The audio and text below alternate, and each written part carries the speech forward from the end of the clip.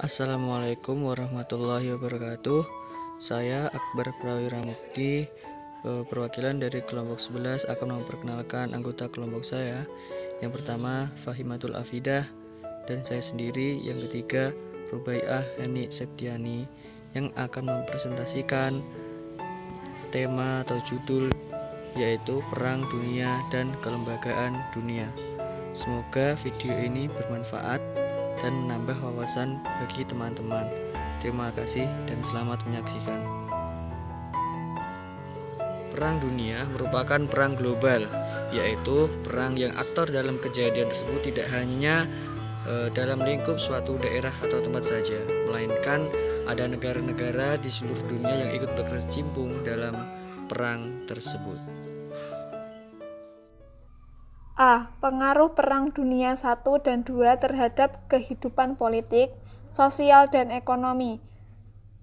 Pertama, keadaan politik. Setelah lebih daripada 200 tahun, pengaruh Belanda sangat menonjol di Indonesia. Terlihat bahwa sesudah Perang Dunia Pertama, kebijakan kolonial yang baru mulai menghasilkan buah kehebohan politik di Eropa yang mencapai puncak antara 1917 dan 1920.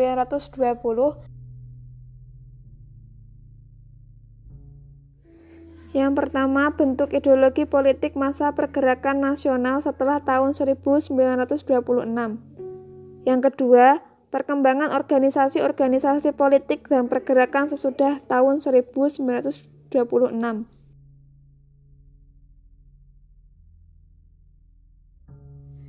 A. Sekitar pendirian PNI atau Partai Nasional Indonesia, politik kolonial Belanda telah memberikan jalan ke arah organisasi yang bercorak nasional, murni, dan bersifat radikal.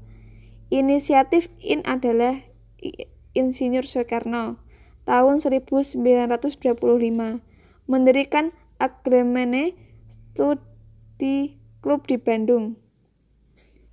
B. Ada Partindo atau Partai Indonesia pada tanggal 29 April 1931 di Jakarta didirikan. Yang C. PNI baru atau Pendidikan Nasional Indonesia. Golongan Merdeka tidak senang melihat pembubaran PNI itu yang kemudian disusul dengan didirikannya Pertindo. Mereka tidak tinggal diam, tetapi berusaha. D. Ada Partai Indonesia Raya atau Parindra, yaitu merupakan fungsi dari gabungan dari Budi Utomo dan Persatuan Bangsa Indonesia atau PBI.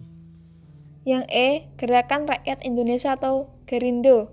Pertengahan Mei 1937 di Jakarta dibentuk Partai Gerakan Rakyat Indonesia atau Gerindo dengan ketuanya Adnan Kapaugani.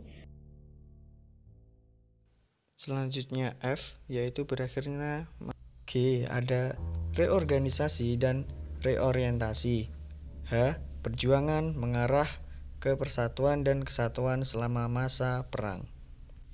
Selama masa perang, pergerakan nasional atau peranan pemuda dan organisasi kepemudaan memiliki andil yang sangat besar terhadap perjuangan yang mengantar bangsa Indonesia menuju persatuan dan kesatuan dalam organisasi kepemudaan.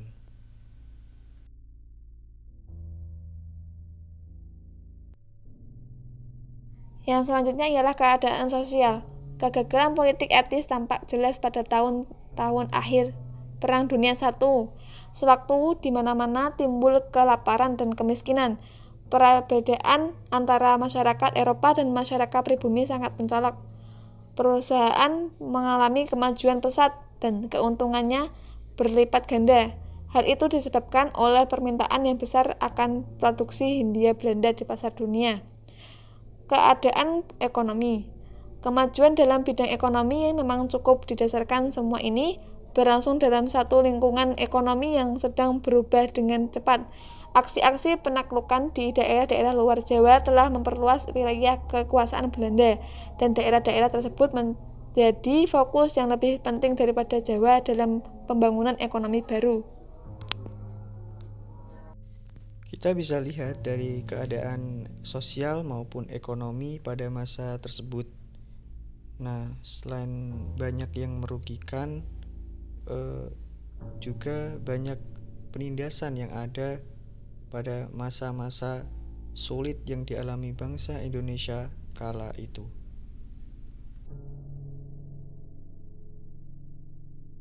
Yang selanjutnya ialah represi dan krisis ekonomi 1927 sampai 1942. Yang selama masa itu produk Indonesia mengalami kesulitan yang panjang.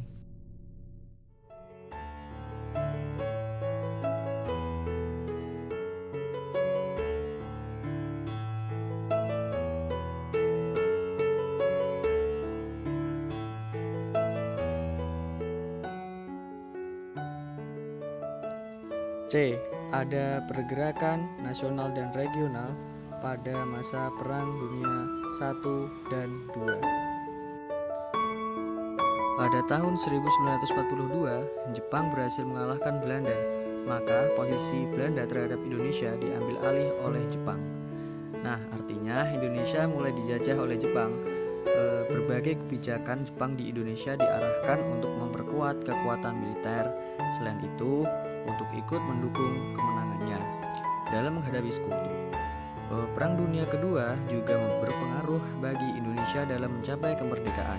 Setelah Jepang kalah menyerah kepada sekutu tanggal 14 Agustus 1945, Indonesia dalam keadaan vacuum of power atau bisa diartikan kekosongan kekuasaan. Jepang sudah menyerah berarti tidak mempunyai hak memerintah Indonesia. Sementara sekutu saat itu belum datang. Kondisi ini kemudian dimanfaatkan bangsa Indonesia untuk memproklamasikan kemerdekaan. Nah, pengaruh Perang Dunia II terhadap pergerakan nasional Indonesia, yaitu kekuasaan Indonesia yang awalnya dikuasai oleh Belanda jatuh ke tangan Jepang karena Belanda jatuh ketika memasuki Perang Dunia Kedua, sehingga kekuasaan Indonesia diambil alih oleh Jepang.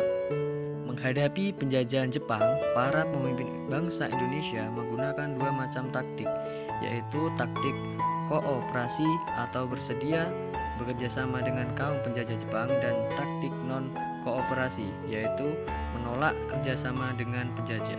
Dalam bidang sosial, untuk pertama kalinya di dalam kehidupan kebanyakan rakyat Indonesia, segala sesuatu yang serba paksaan yang berasal dari kekuasaan asing hilang secara tiba-tiba.